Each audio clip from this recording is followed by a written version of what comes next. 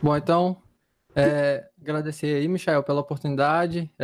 Eu estou iniciando aí agora nessa questão de compartilhar o que a gente aprende. Não sou palestrante nato e nem vivo disso, mas eu espero que eu consiga transmitir aí esse Get Started para a galera que está tendo esse primeiro contato com o MongoDB e com o banco de dados no SQL. Então, meu nome é Marcos Vinícius, eu sou desenvolvedor web full stack, vai fazer uns 10 aninhos aí que eu mexo com isso, que eu trabalho com isso, sempre aprendendo, e eu gosto muito de compartilhar o que eu aprendi ao longo desse tempo, mesmo porque facilita bastante a jornada de quem está começando. Atualmente eu estou trabalhando em alguns projetos pessoais, alguns de startup também, e eu estou utilizando bastante o que eu vou falar aqui hoje. E se você já é um cara que conhece, que domina, com certeza vai ser interessante, porque vai lembrar de alguns conceitos novos. Então, a nossa agenda é essa aí. Eu vou falar inicialmente, começar com os conceitos, falar sobre alguns drivers disponíveis, sobre o download de instalação, sobre o Mongo Shell e estender aí até a parte de Aggregation Framework e recomendações. Bom, primeira parte, que é a parte que a galera do desenvolvimento menos gosta, né, que é o mais chato, é a parte dos conceitos. Infelizmente, eu tenho que falar sobre isso, mesmo porque é os primeiros passos com o banco de dados no SQL. Então, vamos definir o que é NoSQL, que é um termo bastante difundido aí na comunidade. Muita gente já está escrevendo sobre, muita gente já ouviu falar, mas também muita gente não sabe o que é NoSQL. E NoSQL, na verdade, nada mais é do que Not Only SQL, que é um termo utilizado devido à ausência de SQL. O NoSQL ele é uma categoria, tá, de banco de dados, ele é uma categoria de banco de dados, e tendem a ser bancos de dados que suportam o ambiente de cluster de forma mais eficiente, tá?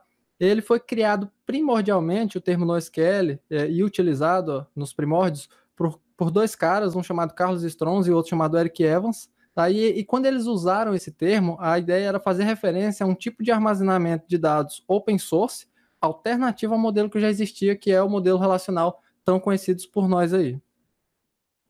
Bom, e por que eu deveria utilizar esse tal desse NoSQL? O que é esse NoSQL, já que é uma categoria de banco de dados? Por que eu devo utilizar banco de dados no SQL? Bom, um dos motivos mais fortes é porque ele não se prende à modelagem. Quem já trabalha com banco de dados relacional sabe que antes de iniciar qualquer aplicação é necessário preparar o setup todinho de banco de dados, ali, criar aquelas estruturas de tabelas, de campos e tipar aqueles campos, coisa que não acontece quando você utiliza banco de dados no SQL, porque eles têm um esquema flexível e eu vou detalhar isso um pouco mais para frente. O kickstart dele também é muito rápido, é realmente um kickstart fast, então é muito fácil iniciar com banco de dados no SQL, principalmente o MongoDB, que eu vou abordar um pouquinho mais para frente.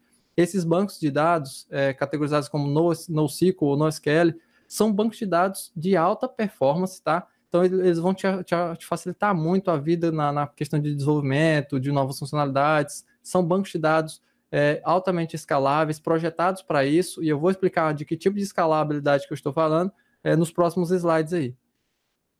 E aí, o que é o MongoDB, então? NoSQL é uma categoria de banco de dados, não relacional. E o que é o MongoDB? O MongoDB é um banco de dados, né? É um banco de dados NoSQL, NoSQL. É um dos bancos de dados dessa categoria, não existe só ele. E aí, aqui um paralelo é que em algumas bibliografias vocês vão encontrar o NoRel ou o NoSQL ou até mesmo o próprio termo não relacional, que ambos significam a mesmíssima coisa. São bancos de dados não relacionais, tá? Esses bancos de dados são orientados a JSON, então a documentos, nesse caso documentos JSON, como é o caso do MongoDB, a estrutura deles, dos documentos do MongoDB são JSON, e aí eu vou mostrar esses documentos mais para frente também. São bancos de dados, como eu disse, de alta performance, eles são otimizados para modelos específicos de chave-valor e para padrões de acesso que permitem essa maior performance, essa alta performance. São escaláveis, e quando eu falo de escalabilidade, no contexto dos bancos de dados não relacionais, eu estou falando de escalabilidade horizontal, usando clusters distribuídos. E aí você você tende a economizar e a gastar menos, porque na escalabilidade vertical você teria ali servidores muito caros para implementar. Então, no caso dos bancos de dados NoSQL, que são feitos para isso, para escalabilidade horizontal, onde você vai trabalhar com vários clusters, eles acabam sendo mais fáceis de se implementar e de se escalar em aplicações em produção. É de esquema aberto, então ele é flexível, ele possui esquemas flexíveis que permitem o desenvolvimento de aplicações de forma mais rápida e mais interativa também por parte do desenvolvedor. Ele é um banco de dados open source, o que é muito bom, então ele está disponível para a galera aí.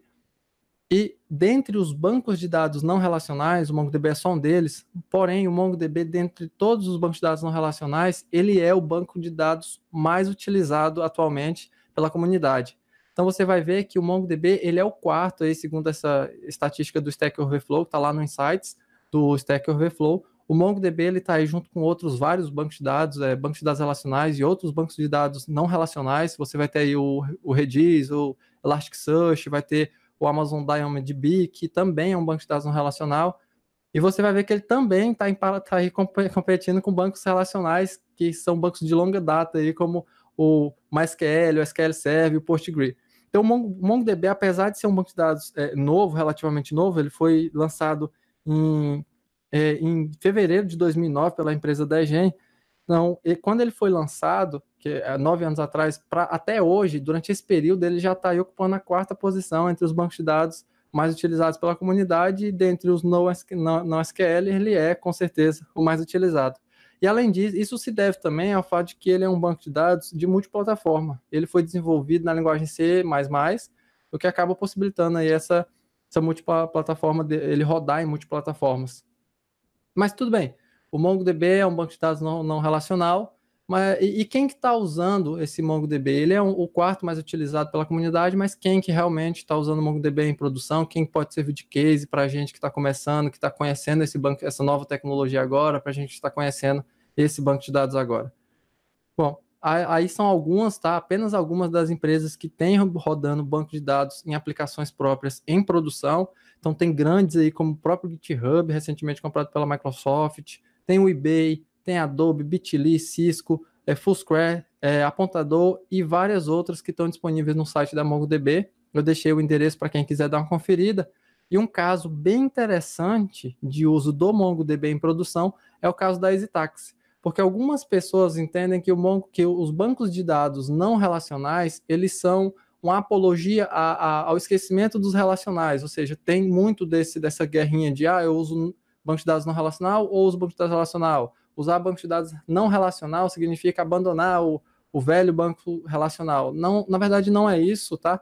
Um case muito interessante é o da EasyTax. Eles rodam MongoDB em produção no aplicativo deles, e em paralelo com o MongoDB também rodam um banco de dados relacional, ou seja, eles trabalham com os dois muito bem. O banco de dados não relacional ele é uma alternativa para a resolução de problemas em que muitas vezes o banco de dados relacional não te permite, por causa do enrijecimento da estrutura. Quando você tem tipos de dados muito variáveis, às vezes um banco de dados não relacional vai resolver muito melhor o seu problema do que um banco de dados relacional, mesmo porque existe uma economia de memória, um aumento de performance e vários outros fatores aí que contribuem para o uso do banco de dados NoSQL. E uma das outras coisas que a gente avalia bem antes de começar a utilizar uma nova tecnologia é entender como é que está a maturidade dessa tecnologia diante da comunidade, diante de quem desenvolve, diante de quem trabalha realmente com essas aplicações em produção. Então, os drivers de uma ferramenta, nesse caso do banco de dados MongoDB, eles dizem muito a respeito da maturidade. Eu já posso adiantar que a comunidade já está uma comunidade bastante madura nesse sentido, tem vários grupos no Facebook aí sobre o MongoDB, tem bastante artigo escrito, bastante curso gravado, a bibliografia que você vai encontrar quando procurar é muito grande. A própria documentação em si já é bem rica, mas a comunidade já mostrou que abraçou de verdade essa tecnologia e está usando. Então, para a nossa realidade, que é o que interessa, que é o desenvolvimento, nós temos drives aí para C++, para C, para Java, Python, PHP, para o Node, para o Ruby, para o Perl, e tem para outras linguagens também que eu acabei não colocando no slide, porque eu julguei que essas seriam as principais aqui. Então, o MongoDB ele já é um banco de dados que já tem uma maturidade interessante. Então, se você for abraçar o MongoDB, se for estudar o MongoDB, você não vai estar desamparado, porque realmente tem uma comunidade utilizando, já é um banco de dados aí consagrado no SQL, e é um banco de dados que já mostrou seu valor aí diante da comunidade de desenvolvedores. Então, esse é o modelo de documento utilizado pelo MongoDB. você vai ver que ele é sim um JSON, é isso mesmo, ele é um JSON. Essa é a estrutura de um documento no MongoDB, é uma estrutura de JSON. Por isso que ele tem essa flexibilidade de esquema, essa flexibilidade de dados. Ele aceita não receber alguns campos, receber outros. Então, tudo isso você faz o controle direto na sua aplicação. E basicamente o que você cria ali no banco de dados é um documento JSON para aquele registro que você está inserindo.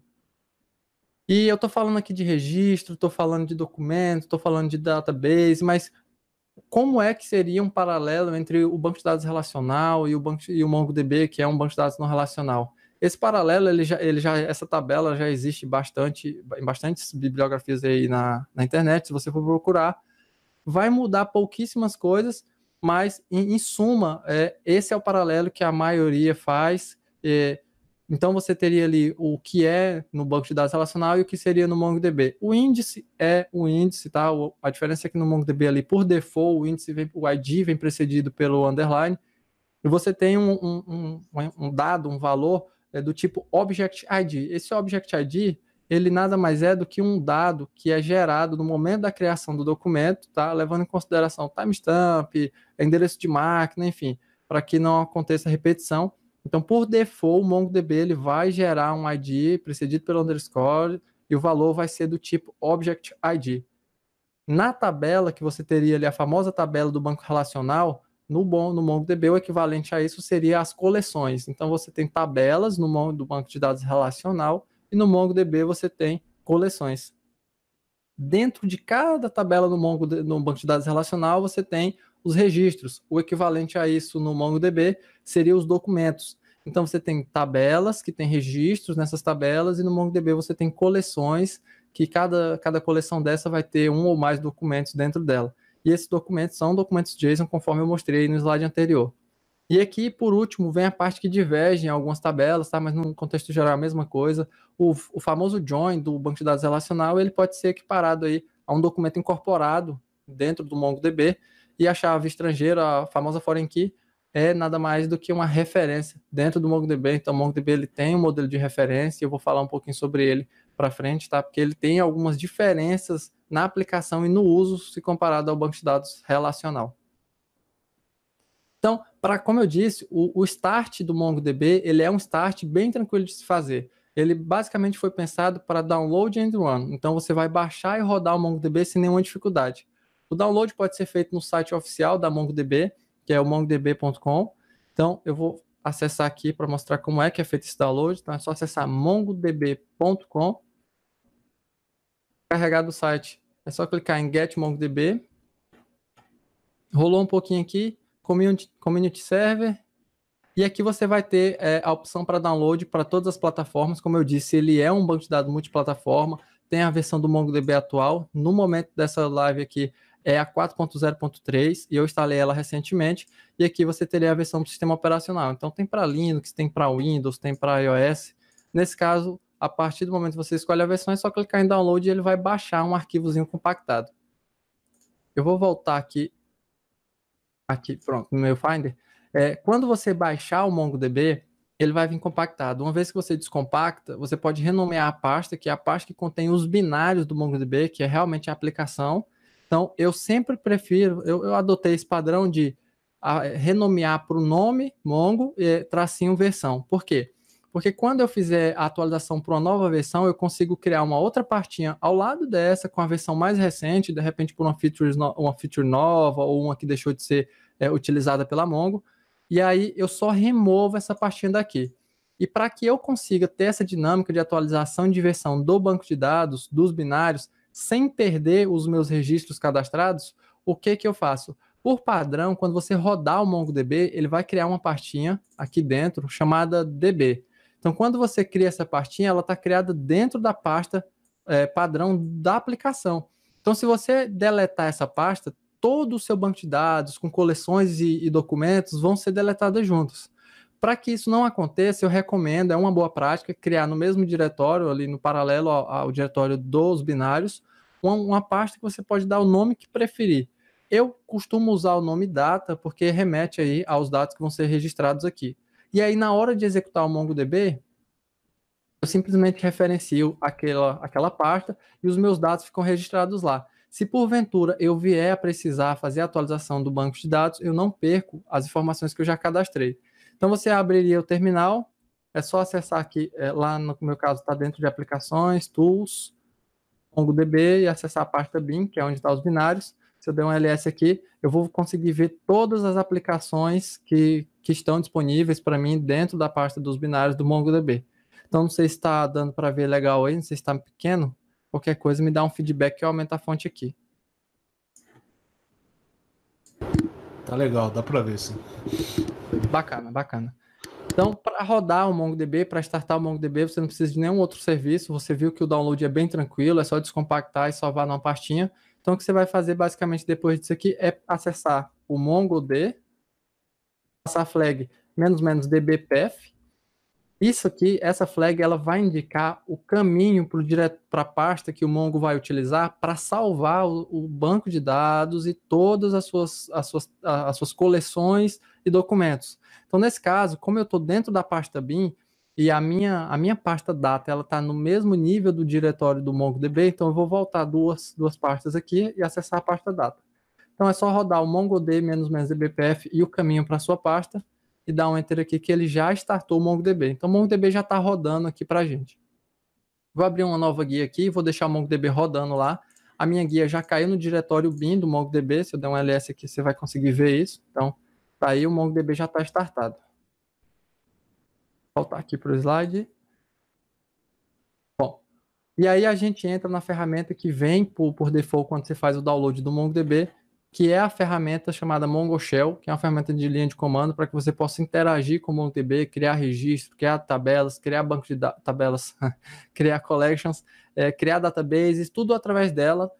Isso é muito útil, principalmente quando você está em fase de aprendizagem, familiarização com o MongoDB. Não é utilizado, obviamente, em produção, mesmo porque se você executar um comando errado aí, pode acabar destruindo ou prejudicando o banco de dados em produção da sua aplicação. Então, quando você acessar o MongoDB, o MongoShell, para rodar os comandos, a primeira coisa que você vai fazer é trabalhar com a questão do database. O primeiro comando aí do slide é o comando db. Quando você executa esse comando db, ele vai te mostrar qual que é o banco de dados em uso atualmente. No momento que você faz o download e a execução do banco de dados do MongoDB, ele, por padrão, ele já vai criar um database chamado teste. Por padrão, esse banco de dados vai vir vazio. Então, utilizando o comando use, você pode criar um novo database ou você pode alternar o database que você está utilizando para um que já existe. Então, isso não tem nenhuma discriminação na hora de executar o comando. Se o banco de dados já existir, com o comando use, espaço, o nome do banco de dados, ele vai fazer o switch para esse banco de dados e vai começar a utilizar ele. Caso o banco de dados não exista, ele vai criar um novo e faz o switch para ele também, mesmo ele estando um banco de dados vazio. Ou seja, no exemplo do slide, eu fiz um use MongoTalk, no momento que eu executei esse código, não tinha esse database, ele criou o database e acessou o database de forma totalmente automática, instantânea, sem erro, sem perguntar nada, ele simplesmente cria e acessa o banco de dados vazio. E é por isso que o MongoDB ele tem esse quick start muito rápido. Então, para você que é desenvolvedor, que quer começar a utilizar bancos de dados não relacional, ou tanto que é simples você utilizar, você não precisa se prender a criar um database, definir um usuário, você não precisa de nada disso. Você simplesmente executa o banco de dados, bota a aplicação para rodar, como eu já mostrei no terminal, e pronto, é só começar a utilizar. E aí, criado o database, aí a parte das coleções, que seria o equivalente às tabelas. Como eu disse, você não precisa criar previamente essas coleções e nem definir estruturas para elas. Você pode simplesmente começar a trabalhar dentro do MongoShell e executar comandos referentes às coleções. Os principais comandos, nesses primeiros passos que você vai aí engatinhar com o MongoDB, os 3 primeiros principais são esses aí. É o db.createCollection, esse comando ele vai criar uma nova coleção, tá? Então você passa o create collection e o nome da coleção que você quer criar, nesse caso users, é uma boa prática sempre manter o nome da coleção no plural, ou definir que é uma lista, no caso de uma lista, por exemplo, user list, né? Então, uma vez que você criou o banco de dados para a coleção, para fazer a exclusão da coleção, para remover essa coleção, é muito simples também, é db. O nome da collection, no nosso caso é users, e rodar o comando drop. esse comando, obviamente, ele vai excluir a coleção, não vai te perguntar nada antes, simplesmente vai excluir a coleção. Então, por isso que eu disse que o Mongo Shell é basicamente para quem está começando, para quem está querendo se familiarizar com as operações do MongoDB, porque em produção um comando errado pode destruir aí a sua base de dados. Um outro comando também que algumas pessoas acabam utilizando bastante é o db.users, no caso o nome da collection, .rename collection. Esse comando ele vai pegar a coleção que você rodou, o comando em cima, e vai atualizar o nome dela para o comando passado aqui como parâmetro dentro de rename collection. E aí no próximo acesso, eu até acabei colocando o mesmo nome aqui, da atual para o novo, né, para o novo nome da coleção. Mas enfim, se você tivesse colocado, por exemplo, user list, no próximo acesso, db. Essa coleção não seria mais users, seria user list. Então, esses são os principais comandos e operações que você vai realizar com a coleção dentro do MongoDB. Bom, e aí, criado a estrutura de database, que na verdade é muito simples, é um comando só, use database. Criado as suas coleções, você vai cair aqui na parte de documentos. E uma das operações, as operações que a gente mais se atenta no início de qualquer, no startup de qualquer nova linguagem ou banco de dados, é a parte do famoso CRUD. Então, dentro da criação, o MongoDB ele vai te ofertar um leque muito grande de possibilidades. Uma outra coisa importante de frisar é, dentro das operações com documentos, como de coleções, a gente utilizou o .create collection para criar uma nova coleção. Só que se você acessar fizer o switch para um novo database e simplesmente já partir para a inserção de um registro numa determinada coleção, mesmo que essa coleção não exista, ela vai ser criada pelo MongoDB. Então, imagina que a gente fez o use espaço MongoTalk. Então, acessamos o database MongoTalk e aí você já foi inserir o comando db.users.insert1. Quando você fizer isso, o MongoDB, se a coleção não existir, ele vai criar essa coleção para você. Então, não necessariamente você precisa executar aqueles comandos antes. Eles são mais para uma questão de didática, tá? De aprender como lidar com isso aí. Então, esse comando, insert1, ele é um comando que eu recomendo o uso fortemente, porque ele só te permite inserir um único registro, mas na frente eu vou te explicar por quê. Então, acessou o banco de dados, .users, .insert1, ele vai receber aqui um objeto do tipo JSON, como vocês podem ver, é um JSON, tá? E aí você vai passar os dados que você quer cadastrar no banco de dados. Nada disso aqui foi pré-definido. Eu simplesmente criei o database, acessei uma collection e fiz um insert1 de um novo documento. Se eu quiser inserir mais de um documento dentro da minha coleção de usuários, eu vou utilizar o comando insertMany. Não significa necessariamente que eu preciso inserir mais de 2 ou mais registros. Na verdade, a única obrigatoriedade desse comando é ser um array de documentos. Então, ainda que tenha só um, você vai precisar utilizar aqui o colchete para poder fazer a inserção desses documentos, se o comando for o insertMany. Então, o comando insertMany insere múltiplos documentos, como vocês podem ver aqui. E se eu quiser inserir um ou múltiplos documentos, eu ainda tenho uma outra alternativa, que é o .insert. O .insert, se você passar apenas um objeto, ele vai criar um documento. Ou você também pode passar um array de objetos, tá? Aqui dentro do próprio insert, e ele também vai aceitar esse array de objetos e vai fazer a criação desses documentos. Então, na verdade, o insertMany e o insert1 nada mais são do que aliases, né? Então, você roda um insert por baixo dos panos para um documento ou para múltiplos documentos, se for o insertMany. E como que é feita a atualização, o famoso update, dentro de um documento no MongoDB? Aqui é a parte mais complicada, mais delicada um pouco de uso do MongoDB. Então, se você está começando, é importante entender que o famoso update, aqui no MongoDB, se você rodar simplesmente o comando db.users.update, ele não vai realizar o famoso update que a gente já conhece. Então, por quê? Nesse comando aqui, o update, o primeiro parâmetro que ele vai receber é a query, é o filtro que ele vai aplicar para poder executar esse update.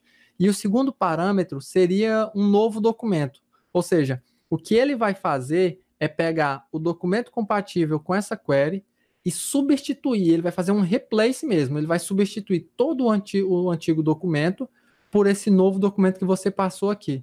Então, imagina que eu peguei aqui esse documento criado, tá? Imagina que eu peguei esse documento aqui que eu criei com nome, e-mail, CNH, profile, e eu vou fazer uma query nele aqui para atualizar. Quando eu passar aqui um e-mail igual marcosv.lealferreira@gmail.com e eu rodar esse comando, o que ele vai fazer é pegar todo o meu documento e substituir por apenas esse fragmento de código aqui, o isActive_true. Ou seja, o novo documento, o resultado dessa operação vai ser um novo documento com apenas uma propriedade, isso é claro, desconsiderando o ID. O ID não é alterado, permanece o mesmo, porém todo o restante do documento vai ser substituído pelo que é passado no segundo parâmetro aqui. E aqui outra coisa importante é, quando eu não passo nenhuma informação, somente o primeiro registro que ele encontrar vai ser substituído. Então, o update, primordialmente, ele é uma substituição. E um outro ponto importante é, por default, o MongoDB só vai aplicar essa operação a um registro, ou seja, somente o primeiro registro. Diferente do SQL, que você teria que especificar lá um limit one lá. Nesse caso aqui, não. O MongoDB, por padrão, ele só aplica no primeiro registro. Desculpa. Então, se eu quiser aplicar o mesmo princípio, só que numa substituição orientada, por exemplo, eu vou aplicar um update no Marcos, e no meu registro, na verdade, do Peter Parker, e para isso eu vou querer que ele compare o ID. Então, eu só vou fazer a atualização naquele registro que tiver o underline ID igual a esse Object ID. Nesse caso, o princípio é o mesmo. Ele vai encontrar um registro, porque o Object ID só é um por registro, não existe duplos Object ID, não existe dois iguais, então vai ser só um. Então ele vai encontrar um documento e vai substituir todo esse documento que ele encontrar por esse novo documento que está sendo passado aqui no segundo parâmetro. É a mesma coisa, a diferença é que eu apliquei uma query aqui, um critério de aplicação dessa atualização. E se eu quiser fazer o update, só que em todos os documentos, por padrão ele vai pegar o primeiro, mas se eu quiser, se eu quiser que ele aplique isso em mais de um documento, em múltiplos documentos, em todos os documentos, nesse caso, eu passo aqui nas opções, eu habilito a flag mute como true. O padrão dela é false, então por isso que quando eu executo esse comando, ele só aplica no primeiro registro que ele encontra, e se eu passar mute igual a true, ele vai aplicar isso aí em todos os registros do banco de dados. E nesse caso, permanece. Ele vai substituir todos os registros por esse registro passado no segundo parâmetro aqui. Uma outra opção que você pode passar no momento do update é passar a flag upsert igual a true. O que essa flag faz? Ela vai buscar um documento que tenha esse e-mail aqui, tá? Então ele vai procurar o e-mail de um dos fundadores do GitLab. Se ele encontrar esse registro, ele vai substituir todo o registro por esse outro registro passado, por esse outro objeto passado no segundo parâmetro aqui, ou seja, dessa chave até essa outra chave, ele vai substituir tudo, ou seja, o novo documento vai ter apenas nome e isActive. Quando eu passo a flag upsert, se ele procurar e não encontrar nenhum documento com esse e-mail, ele cria esse documento. O upsert, ele busca um documento para atualizar. Se ele não achar esse documento, ele vai criar um novo. E aí, uma outra observação importante nesse ponto é que o upsert, ele não puxa o parâmetro da query, ou seja, o novo documento não vai ter esse e-mail. Por mais que não exista e você esteja passando ele como query, ele não vai ter o e-mail. Os únicos atributos que ele vai ter são os passados aqui no segundo parâmetro, que é nesse caso, name e isActive. Então, o resultado seria esse aqui, um novo documento com Object ID novo, e aí ele só teria o name e o isActive. E aí, se eu quiser fazer a substituição de múltiplos documentos, então, o updateMan, ele equivale ao update com a flag mute igual a true. Então, é basicamente a mesma coisa, é só uma outra forma de escrever sem precisar passar um terceiro parâmetro aqui, tá? Só muda isso. Então, ele vai pegar todo mundo que está ativo e vai substituir por todo documento que for compatível por um novo documento com apenas o atributo isActive igual a false. Se eu quiser fazer uma substituição unitária, e aqui vem a minha recomendação, por mais que o update só faça em um, eu sempre prefiro fazer, para questão sintática, utilizar o update one. Porque eu evito também ter que passar outros parâmetros, como por exemplo o upsert, então o update one ele acaba sendo mais coeso com a aplicação, ajuda na leitura do código, e para quem é programador sabe o tanto que isso é importante dentro de um sistema. Então, é a mesma coisa, tá? O mute igual a false, é a mesma coisa, ele vai fazer a atualização apenas em um documento. E nesse caso, permanece, ele substitui todo o documento. E aí é que entra o operador set. E se eu não quiser substituir todo o documento, se eu quiser só alterar o nome ou só alterar o e-mail, então o Mongo, pensando nisso, criou uma série de operadores, tá? Eu só vou falar nessa talk sobre o set, mesmo porque é só uma introdução sobre o MongoDB, e o set ele serve justamente para isso. Então, nesse caso, o update é realmente um update. No momento em que eu passo db.users.update e eu passo um critério dentro do novo documento, que seria o novo documento, eu utilizando o operador set, ele vai alterar em todo o documento compatível com essa query apenas o campo que eu especificar aqui. Então, o que esse comando está dizendo é, pegue todo mundo que está ativo e altere o status de ativo para inativo, para false. Ele só vai mexer nesse índice. Então, nesse caso, eu mantenho a integridade dos documentos e só altero um campo. É o que eu recomendo também, tá? Acompanhado do Update One, eu recomendo bastante a utilização do set para que você evite acabar alterando todo um documento que já tem lá várias informações que são fundamentais para o funcionamento da sua aplicação. Então, é uma boa prática utilizar os operadores, tá? Justamente por isso, para prevenir alterações que você não esperava ou não era o que você pretendia fazer por erro de script, de sintaxe, e isso acontece realmente em produção. E aí tem o delete, que é a exclusão, que é uma das operações mais simples que tem de se fazer no MongoDB. Basicamente é collection.remove, então você vai pegar db.users.remove, se não passar nada, ele vai excluir por padrão tudo. Agora, tem uma opção, que é, inclusive, essa sintaxe é da nova versão, da versão 4, que é a opção just one. Se você passar essa flag como true, significa que ele só vai excluir um registro, ou seja, aqui, por mais que não tenha nenhum critério, ele só vai excluir, eliminar da coleção o primeiro documento. Caso você não queira que ele elimine todos os documentos da coleção, então, nesse caso, é só não passar essa opção, porque o padrão, o default do just one, é false. Então, ele vai pegar todo mundo e vai excluir. E se quiser fazer uma exclusão, com base em algum critério, ou seja, excluir todo mundo que não tá ativo, então é só passar db.users.remove e aí o critério de remoção. E aqui poderia ser um underline ID, poderia ser um e-mail, poderia ser até um regex para algum campo de texto, que ele vai sair, isso, que ele vai excluir todo mundo que for compatível com essa query. Realmente essa parte é um pouco complicadinha, um pouco chatinha, mas a gente já vai botar a mão no código e eu vou mostrar essas operações direto no terminal.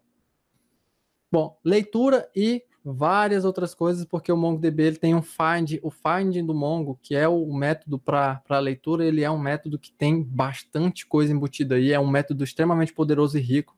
Então você consegue, é por isso que ele é um banco de dados altamente performático, porque ele te dá infinitas possibilidades de leitura, que é o que basicamente a maioria dos sistemas faz na maioria do seu runtime aí. Então, o primeiro comando para a leitura de um documento é o users.findOne. O findOne, ele faz a requisição de apenas um documento. Se você não passar parâmetro nenhum, nesse caso eu estou passando um e-mail, mas supondo que eu passasse chaves vazias, ele ia me recuperar o primeiro documento que ele encontrasse. Como eu estou especificando qual que é o que eu quero que tenha esse e-mail, ele vai me trazer o primeiro documento que ele encontrar com esse e-mail aí. Se eu quiser trazer um ou múltiplos documentos, eu vou utilizar o find. O método find simplesmente vai trazer um array de documentos compatíveis com a minha query. A maior diferença entre o find1 e o find é que o find1 ele realmente me retorna o documento em si. Já o find, ele vai me retornar um array de documentos. Se ele encontrar 10 documentos, vai ser um array com 10 itens. Se ele encontrar um documento, vai ser um array com apenas um item lá dentro. Mas ainda assim vai ser um array. E aí você também tem a projeção. Essa projeção dentro do find, que vai como segundo parâmetro essa flag, quando você passa ela, você está dizendo para o MongoDB se você quer ou não um dado campo específico. Nesse caso, você pode configurar para, por exemplo, o password não vir por default quando você fizer um find em um usuário. Então, vamos supor que você tem um cadastro de usuários, o cara cria uma senha, e aí, na hora de recuperar os dados desse cara, por padrão, você quer que a senha não venha, mesmo porque é uma questão de segurança e é, inclusive, uma boa prática. Mas aí, nesse momento aqui, não é assim que você faria, obviamente, mas vamos supor que nesse momento você vai fazer uma atualização de senha ou comparar uma senha num login, e aí você passa o password igual a true, ele vai trazer esse campo para você. Ou poderia passar, por exemplo, um name igual a false, então ele não traria o nome. E aí você pode aplicar para todos os campos aqui, true e false para os que você quer, true para os que você não quer que venha, false. E ainda tem mais. O find, como eu disse, ele te dá um leque de possibilidades. Você ainda tem o find one and delete, isso é um comando nativo do Mongo, então você vai passar um ID, por exemplo, uma query qualquer, e ele vai encontrar e remover esse documento, ou esses documentos, se forem compatíveis com a query. Você tem o find one and update, então é o mesmo princípio do update, só que ele vai buscar um documento e vai fazer essa atualização que for passada, tá no segundo parâmetro. Nesse caso, eu só quero atualizar um campo, que é o birthday. E tem o find one and replace, e esse sim já vai de cara fazer o replace do documento que você está passando. Não adianta passar set, que ele vai incluir o set como um campo dentro do novo documento. Então, o replace, ele realmente espera que o que vem no segundo parâmetro seja um documento. No caso do find one and update, ele aceita sim, o operador set para que você possa atualizar apenas um campo dentro dos documentos que forem compatíveis com essa query. Bom, eu não sei como eu estou no ritmo aí, se alguém não estiver entendendo alguma coisa, tiver alguma dúvida, se eu estiver falando meio rápido, pode me interromper a qualquer momento aí, viu, Michael, para me dar esse feedback. Beleza, por enquanto tá tranquilo. Então vamos seguir. Dentro do Mongo Shell existem alguns operadores, na verdade existem vários operadores, como eu disse, essa é uma questão de primeiros passos, você vai começar a engatear agora com o MongoDB, ou vai ter um início, mas não é nada aprofundado, e os operadores, que existem vários mesmo dentro do Mongo, eles servem para algumas coisas, como por exemplo, comparação. Você vai ter lá na própria documentação do Mongo os operadores de comparação. Então, você tem, esses são os principais que eu trouxe, tem outros, com certeza tem outros, mas eu trouxe esses, são os principais, e são os que você possivelmente vai acabar utilizando com maior frequência dentro de uma aplicação real. O EQ, que ele é, na verdade, um equal, né? Que é comparar um valor específico de um campo com o valor que você especificar. Então, ele vai pegar um campo, vai verificar se o valor daquele campo é igual ao valor que você está especificando na query. Você vai ter o GT, que é para ver os valores que são maiores do que algum outro valor que você especificou. O GTE, que são valores maiores ou iguais. Isso você poderia fazer, por exemplo, para, de repente, uma idade, pessoas com mais de 10 anos, ou mais, com que tenham mais ou seja maior ou igual a 18. Você pode fazer isso para pontuação. Então, esses são os operadores que você vai utilizar para fazer comparação numérica de valores maiores ou iguais e maiores do que. O operador in, ele corresponde ele retorna todos os documentos em que um dado campo corresponde a pelo menos um dos valores que você passar em uma matriz. Então, como ele funciona? Você vai pegar um campo e vai verificar se o valor daquele campo contém dentro de uma matriz que você vai especificar. Então, por exemplo, você quer, numa aplicação, você tem aí, por exemplo, profiles. Então, você vai verificar se no campo profile você tem aquele profile específico dentro de um array. Então, ele vai comparar e se tiver, ele te retorna esses documentos. O LT são valores menores que, e o LT é menores ou iguais, então é o famoso menor ou igual. O NE, ele tem uma função oposta ao do EQ, ao do equal, é o not equal, né? Então, ele vai verificar se não são iguais ao que você especificou. E o not, e o nin, né? O famoso not in, ele vai verificar se o valor de um campo específico não está dentro de uma matriz. É um pouco confuso realmente esse primeiro contato, mas quando a gente for para a prática, que você for começar a utilizar e a praticar, você vai ver que eles são operadores bastante comuns aí já para quem trabalha com desenvolvimento. Outros operadores que existem dentro do MongoDB são os operadores lógicos. Esses operadores, eles servem para fazer comparações, mas de forma lógica, para ver se as expressões que você colocar dentro da query são atendidas. Então, nesse caso, você tem o operador AND, que é o famoso ICE, todas as cláusulas que você colocar são equivalentes, são verdadeiras.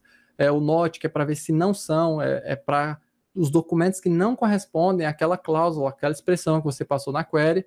O NOR, né, o NOR, o famoso NOR, são todos os que não correspondem a nenhuma das cláusulas que você passar, E o OR é o famoso OU, que é todos os que respondem a pelo menos uma das cláusulas que você especificar na query. E existe ainda os operadores de elemento, que é para ver, por exemplo, se um determinado campo existe. O existe, ele serve justamente para isso. Você passaria lá a query, colocaria e-mail, 2 pontos. Existes, true ou false, ou seja, existe ou não existe. Ele vai retornar os documentos que forem compatíveis com a query. E o type para verificar se um campo ele é de um dado tipo específico. Então, esses são os operadores principais aí do MongoDB, são os que você vai ter agora, esses primeiros contatos, na hora de começar a trabalhar com Mongo. E vamos de live code, né? Chega de ficar falando aí de código e vamos de fato para a codificação. Não é bem a codificação, mas, como eu disse, eu já estou no diretório bin, aqui no meu terminal, o MongoDB já está rodando aqui, já identificou a conexão. A porta padrão do Mongo, até esqueci de falar, é a 27017. Por default, é essa porta, você consegue alterar. E aí, para que eu execute o Mongo Shell, o comando é basicamente semelhante ao anterior, a única diferença é que eu vou passar só Mongo.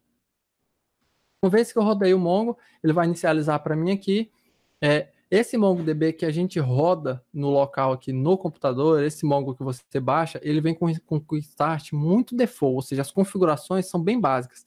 Então, em termos de segurança, eu não recomendo, obviamente, utilizar essa versão que você acabou de baixar, porque é uma versão para desenvolvimento.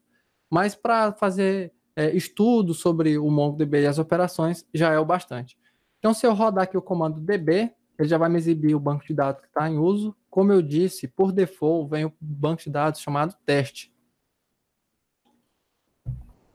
E aí, se eu quiser fazer o uso de um novo banco de dados, eu posso passar Mongo Talk.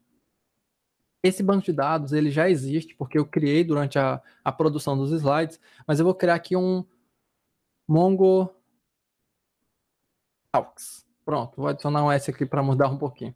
Então, no momento que eu executar esse comando, ele vai fazer o switch para esse novo banco de dados que ele acabou de criar. É um banco de dados vazio. Então, quando eu rodar de novo o comando db, você vai ver que ele já vai exibir aí o Mongo Talks. Então, o próximo passo seria a criação de uma collection, tá? Eu vou fazer aqui o que eu mencionei nos slides. Eu não vou criar uma coleção previamente. Eu vou rodar um comando de cadastro, de inserção, um insert one, e vou passar um documento.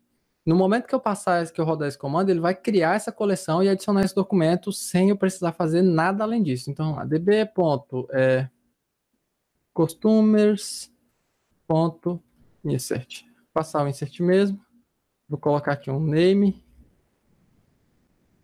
Client 1. E-mail.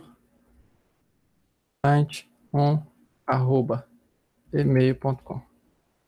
Então, rodei esse documento, você vai ver que ele já me deu o feedback aqui, o write result, que é o resultado da escrita, que um documento foi inserido, ou seja, o total de documentos inseridos aqui foi 1. Se eu voltar aqui, db.customers e rodar um find, .prere, esse método, se eu rodar só um find aqui, deixa eu rodar para vocês verem o resultado.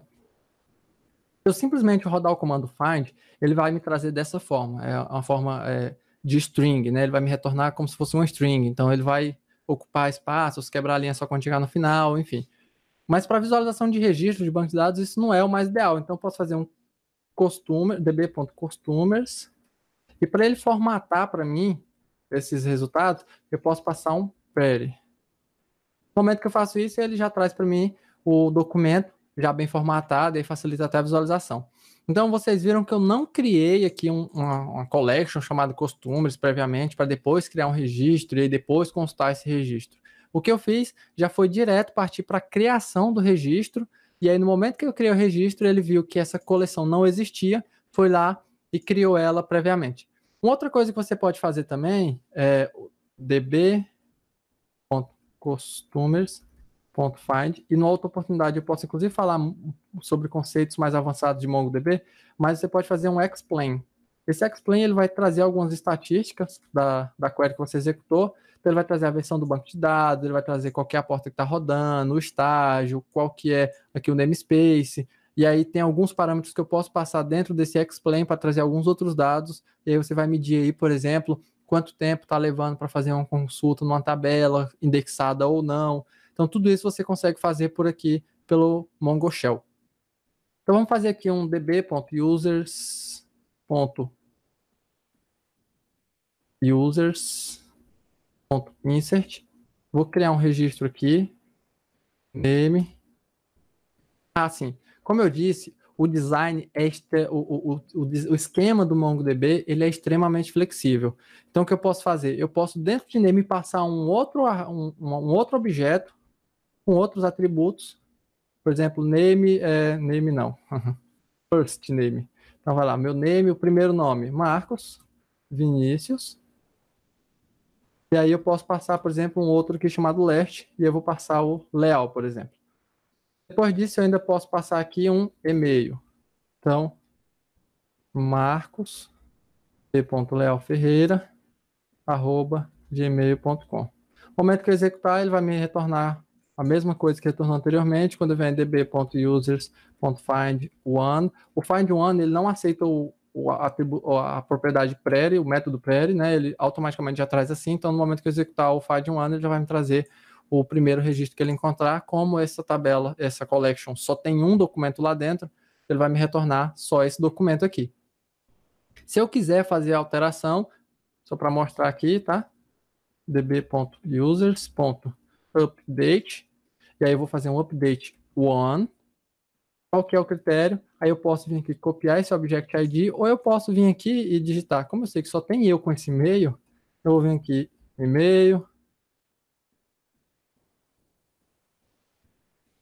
ferreira@gmail.com, e aí eu tenho duas opções. Ou eu passo um documento novo aqui, conforme a gente viu nos slides, ou eu passo o atributo set, e aí dentro do set eu vou passar qual que é o campo que eu vou alterar e o novo valor dele. Então eu posso vir aqui, por exemplo, e passar aqui o meu e-mail agora, vai ser mvl@gmail.com. Quando eu fizer isso, ele já vai me mostrar aqui que dentro dessa query que ele encontrou um registro e ele modificou esse registro. Se eu voltar e fizer db.users.findOne, vocês vão ver que o meu e-mail já foi alterado. E se eu fizer um db.users.remove, eu vou passar um objeto vazio para ele remover todos. Ele me retorna aqui o número de objetos removidos. Se eu voltar aqui e fizer um db.users.find, ele vai me retornar, não vai me retornar nada porque não tem. Mas se eu fizer um count, aí eu posso passar um objeto vazio também, aí ele vai me retornar aqui o valor 0. O count também eu acabei não mostrando, mas o count é um método que você pode utilizar dentro de uma collection para trazer uma dada quantidade de usuários. Por exemplo, de registros, de documentos. Se eu vier, por exemplo, em customers.count, um objeto vazio, ele vai me trazer um resultado.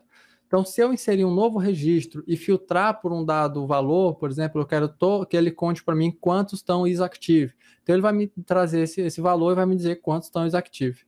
Então, basicamente, essas são as operações que você vai conseguir fazer aqui no Mongo Shell. Tem outras, tudo está disponível na documentação, mas como o tempo já está avançando, eu vou voltar para os slides, que ainda tem algumas coisas importantes para a gente abordar aí.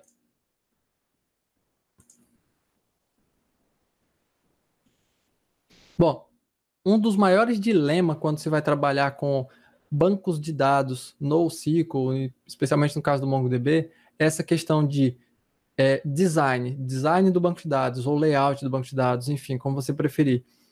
Eu trabalho com incorporação ou referência? Bom, e a incorporação é quando você pega um dado documento e incorpora outros dentro desse documento para que não precise fazer várias queries para encontrar vários documentos de acordo com o relacionamento que eles têm. Como eu disse, no MongoDB você não tem relacionamento, você tem referência. Qual que é a maior diferença entre a referência do MongoDB e o relacionamento do banco de dados relacional tradicional? É que no banco de dados tradicional relacional, se eu criar lá um determinado campo, por exemplo, usuários ou autores, por exemplo, e criar um campo chamado posts, e eu associar esses dois campos através da chave estrangeira, no momento que eu tentar remover um dado usuário e ele já tiver algum post cadastrado, o próprio banco de dados vai me gerar um erro, vai lançar um erro dizendo que eu não posso fazer isso por causa da chave estrangeira e daquele relacionamento que foi definido lá na hora de esquematizar o banco. Já no MongoDB, se eu fizer essa referência, criar um documento e fazer referência ao ID de um outro documento, em outra coleção, eu posso remover qualquer um dos dois que o banco de dados não faz essa validação. Por isso que ele é tão flexível. Então, caso essa seja a sua necessidade, caso realmente seja necessário aplicar referência, você vai ter que fazer essa validação na sua aplicação. Então, imagina que o nosso exemplo, nós temos aqui uma tabela de autores, onde eu tenho um ID, um name e um e-mail, e aqui eu tenho uma tabela de posts, onde eu tenho o ID, o autor, né, que é uma chave estrangeira para autores, e aí eu tenho o título, subtítulo, conteúdo e a data de publicação. E eu ainda tenho uma outra tabela aqui, onde eu tenho os comentários para aquele post. Como é que você faria o relacionamento dessa estrutura de banco de dados usando ainda o modelo relacional? Provavelmente da forma como está aí. Associaria o post a um autor e o comentário a um determinado post. O problema é que você faria alguns joins aqui para poder conseguir trazer essas informações para a tela, dependendo do que a tela do front-end vai pedir. Já no modelo por incorporação, que é o que eu recomendo, e a gente vai falar um pouquinho sobre isso, eu teria aqui a minha coleção de posts, aí eu vou ter o meu autor, que aí aqui sim eu estou trabalhando com referência, ou seja, estou fazendo referência à tabela de autor, à coleção de autores, teria os outros dados pertinentes ao post, e aqui embaixo eu teria um array com todos os comentários. Nesse caso aqui específico, o que eu tenho são documentos incorporados. Eu não tenho um atributo chamado comentários com vários outros dentro, não. O que eu tenho aqui são realmente documentos incorporados, tanto é que cada documento aqui dentro tem o seu próprio ID e versão. Não está aparecendo a versão aqui, porque foi o primeiro cadastro, mas os documentos do MongoDB eles geram versão justamente para evitar conflito de multi-operações com o mesmo dado. Por exemplo, 2 usuários acessando e editando o mesmo post. Então, ele usa a versão para ver qual que é mais recente e validar ela na hora de fazer uma operação. E aí entra o famoso Aggregation Framework, que é um framework de agregação do MongoDB extremamente poderoso, onde, além de ter a incorporação, caso eu trabalhe com a referência, como é nesse caso, eu consigo aplicar o framework de agregação do MongoDB para fazer o que seria o join. A diferença é que eu não vou ter 2 queries, a diferença é que eu vou ter uma query só, uma única consulta já vai trazer tudo para mim. Então imagina que eu tenho uma coleção de ordens, esse exemplo especificamente, ele está disponível na documentação do Mongo, tá? Então eu tenho aqui uma tabela de ordens, onde eu tenho um item. Então, eu tenho um item e o nome desse item, tem o preço, quantidade e o ID dele. Como eu disse, o ID é customizado. Então, nesse caso aqui, o ID é um número incrementado. Se eu pegar uma outra coleção e criar aqui, fazer um insert de vários documentos, lembra que eu falei que o insert pode ser uma rede de documentos? Então, está aqui um insert com vários documentos, e aqui eu tenho referência nesse inventário ao meu item. Eu tenho uma referência ao item. Então, você vê que não é só com ID, eu tenho referência ao item. O meu item aqui é o equivalente ao SKU dentro do inventário. Quando eu executar o Aggregate, que é o Aggregation Framework do MongoDB, eu vou ter estágios, tanto é que é um array que vai conter vários estágios. Nesse caso, o estágio que eu vou mostrar, que é o que a gente provavelmente vai utilizar mais, principalmente no início, é o lookup. Ele faz o quê? Ele pega todos os orders da tabela da coleção, né, todos os documentos da coleção de orders, e ele faz um lookup, ou seja, uma espécie de join para a tabela de inventário. E ele vai fazer isso usando que critério de comparação?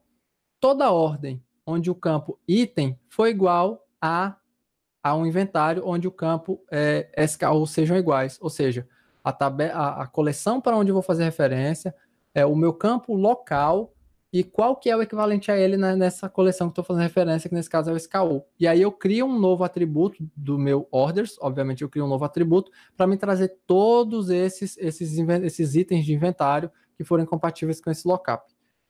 Então, o meu resultado seria basicamente um array de documentos, e aí você vai ver que dentro do inventário eu tenho dentro de orders, além dos campos que eu já tinha previamente, ele adicionou um novo campo chamado Inventory Docs, que seria os documentos da collection de inventário que são compatíveis com com esses critérios aqui de item igual a SKU. E um ponto importante também de colocar é, aqui eu tenho um SKU igual a null. Por que ele trouxe aqui esse SKU igual a null e trouxe essa coleção aqui que só tem o ID 6? Como vocês podem ver aqui na criação, teve um que não tinha o SKU e o outro nem existe esse campo no SKU. Então por que ele trouxe? Porque ele fez a comparação e ele viu que eu tinha um orders aqui sem o item. Então se não tem item, é nulo. Então nulo bateu com o item do inventário de ID 5 e com o ID 6. Por isso ambos saíram aqui nesse inventário que não tem o item, certo? Ambos não tem item. E a equivalência disso no SQL é só para você ter uma noção da diferença que seria, ou tanto que é muito mais simples utilizar queries como MongoDB ou Aggregation Framework, que é muito mais fácil fazer do que utilizar no SQL. E vem aquela famosa perguntinha, mas qual que seria o melhor esquema, então, para quem está trabalhando agora, decidir que vou trabalhar com Mongo? Qual que é o melhor esquema? Bom, o melhor esquema é aquele que vai te proporcionar uma gravação eficiente, uma leitura eficiente, é sempre criar dados pensando na leitura desses dados, tá? É aquele que atende melhor às suas necessidades, as necessidades do projeto e da aplicação, é aquele que é pensado para ser escalável, ou seja, você tem um projeto hoje que tem 7, 8, 9, 10 collections, mas se esse projeto estourar para 30, 40 collections, porque o projeto cresceu, como é que isso vai ser no momento que você começar a escalar a sua aplicação, as queries como vão ficar, as consultas como vão ficar, a escalabilidade, performance, tudo isso você pensa na hora de definir um esquema. E o melhor esquema é aquele que tem menos queries e que tem mais resultados. Índices utilizados da forma correta, não sair soltando índice em cima de tudo. Tem até alguns artigos sobre essa questão. Índices demais sobrecarregam a aplicação e prejudicam muito a performance. Então, usar índice só onde realmente merece e precisa de um índice. Bom, dê preferência, isso aqui é uma filosofia que eu levo comigo, dê preferência à incorporação. Se não der, aí referência. Então, tente incorporar tudo em um documento só para que com uma única query simples você consiga obter todos os dados que a sua aplicação precisa. E aí você não só faz referência quando realmente não tiver como escapar dela. E aqui alguns conceitos para a gente finalizar, já estamos chegando no finalzinho. Réplica set. Esse é um conceito que você vai, como eu disse, os bancos de dados no SQL, eles são pensados para trabalhar em ambiente de cluster de forma mais eficiente. Então, como que eles fazem isso? Existe um conceito no MongoDB chamado de réplica set, que nada mais é do que cópias do mesmo banco de dados em múltiplos servidores. Isso ajuda na alta disponibilidade, é questão de escalabilidade, sim. Então, réplica set é um conceito que um termo que você vai ouvir falar em alguns casos, mas lembre-se, nada mais é do que cópias do mesmo banco de dados em múltiplos servidores. E um outro termo bastante famoso também, bastante utilizado, é o sharding. Atualmente, a EasyTax trabalha usando MongoDB e sharding, tá? Eles fazem sharding por região. Então, como é que funciona? Você pega as coleções e divide essas coleções para melhorar ainda mais a performance. Mas por que eu faria isso? Por que eu pegaria uma coleção de documentos e ratearia em duas, por exemplo? Porque às vezes você tem bilhões de registros dentro das suas coleções e esses bilhões de registros estão prejudicando a sua performance, ou seja, o seu banco de dados está demorando muito para conseguir encontrar um único registro numa query simples. Então, para evitar isso, algumas aplicações já começam fazendo sharding, ou seja, dependendo do tamanho da aplicação, todo mundo que é do Brasil vai ser separado num servidor, por exemplo, numa collection, todo mundo que é dos Estados Unidos em outro. Então, existem várias formas de fazer sharding, várias formas de fazer agrupamento de registros, isso são conceitos mais avançados, que quem sabe, numa próxima vez, a gente não trabalha em cima deles. E aqui, eu vou deixar as minhas recomendações, são recomendações pessoais, baseadas no que eu já uso, eu já estou há 3 anos trabalhando com MongoDB, rodando MongoDB aí, e dentre os drivers que existem, eu recomendo fortemente para quem trabalha com Node, especialmente, o uso do Mongoose. O Mongoose é uma biblioteca extremamente poderosa para utilizar, para trabalhar com Mongo. Ela é simples de usar demais. Se você está aprendendo, não precisa se preocupar em aprender toda a esquematização, todos os códigos do Mongo, para depois utilizar Mongoose numa aplicação Node. Isso não é necessário. Você pode baixar o Mongoose e já fazer o get started com o Mongoose, porque ele realmente é muito simples e até te ajuda a compreender alguns conceitos ele ele escreve uma sintaxe interessante, e através do Mongoose, sim, aí você consegue aplicar validações, pré-definir alguns esquemas e tudo isso na parte do Mongoose. Essas validações só acontecem no momento que você bate nessa lib para fazer o registro, atualização ou exclusão de um dado registro. Isso não se estende ao banco de dados, é o Mongoose que faz isso. Então ele vai ter muitos validadores aí built-in, vai te dar a opção de criar novos validadores. Então é a que eu recomendo. E é uma biblioteca que é mantida por vários desenvolvedores e que está em constante atualização. No momento que eu estou gravando aqui com vocês, a versão atual é a 5.3.3 e já é uma versão bastante robusta. Livros, eu recomendo esse livro, que é o MongoDB, Construa Novas Aplicações com Novas Tecnologias. Eu não estou recebendo merchan para falar desse livro, é só recomendação pessoal. Para quem está começando, é um bom livro, a linguagem é bem tranquila, é uma linguagem que todo mundo consegue assimilar, com exemplos bem didáticos, então você vai conseguir pegar alguns conceitos aí básicos para poder começar a trabalhar com Mongo. E, obviamente, eu não poderia deixar de recomendar a biblioteca, a documentação da própria MongoDB, que é facilmente acessada através de docs.mongodb.com, e aí você vai ter todos os conceitos e todos os guias e introduções e tudo que você precisa para poder trabalhar com Mongo de uma forma eficiente. Eles, inclusive, têm alguns serviços que é de database, mas o Mongo Atlas é o mais famoso. Só que na questão da documentação, eu recomendo fortemente que você acompanhe também por aqui, porque eles acabam sempre atualizando. Então, quando uma feature nova sai, quando uma acaba sendo descontinuada, tudo vem para cá. Bom, um novo paradigma exige uma nova forma de pensar. Trabalhar com esquema aberto, trabalhar com banco de dados no SQL é sim uma nova forma de pensar, é sim um novo paradigma de banco de dados, não tem como fugir disso. E no começo é realmente muito difícil você trabalhar essa questão de eu incorporo ou eu faço referência, eu coloco string ou coloco um array, eu faço uma ou duas collections, como que eu trabalho isso? Então, mas eu garanto que à medida que você for trabalhando, você vai ver que a coisa vai ficando mais fácil, mais facilitada, e aí você vai ver o tanto que isso potencializa e aumenta a produtividade de uma aplicação, principalmente na questão do desenvolvimento aí.